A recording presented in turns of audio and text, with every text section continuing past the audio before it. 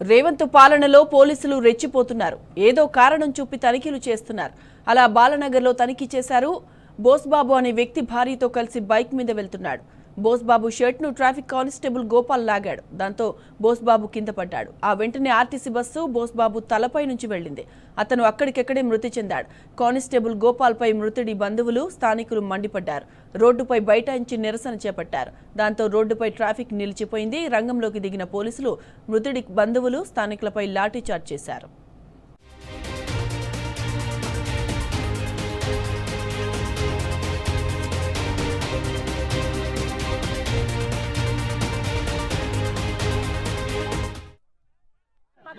తీసుకొచ్చి ఎవరైతే షర్ట్ పట్టు గుంజారో అతను తీసుకురండి. వాళ్ళు రావాలి, మాకు జస్టిస్ కావాలి.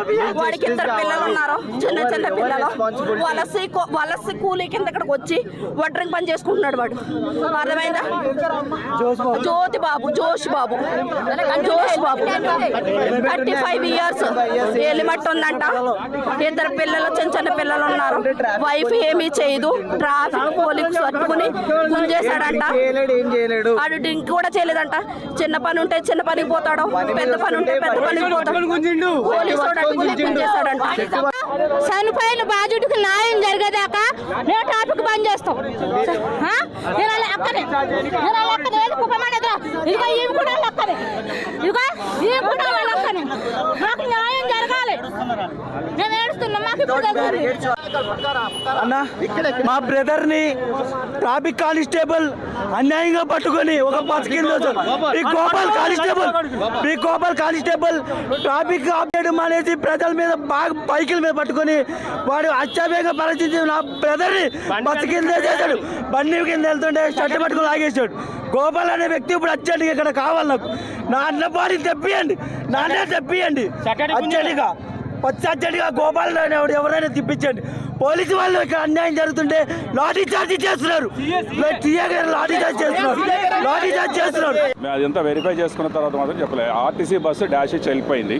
కానీ ఆ టైంలో మా కానిస్టేబుల్ అక్కడ ఉండేసరికి ఈ నాపబోయేసరికి అది జరిగిందని చెప్పి అలిగేషన్ చేస్తున్నారు. దాని గురించి పబ్లిక్ ఇదైనారు.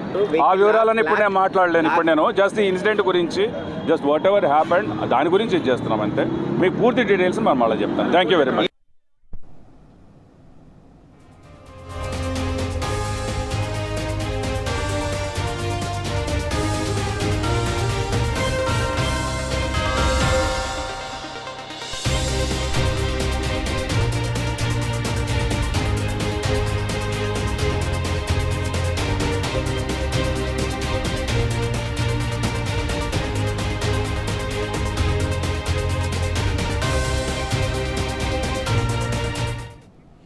రేవంత్ పాలనలో పోలీసులు రెచ్చిపోతున్నారు. ఏదో కారణం చూపి తనిఖీలు చేస్తున్నారు.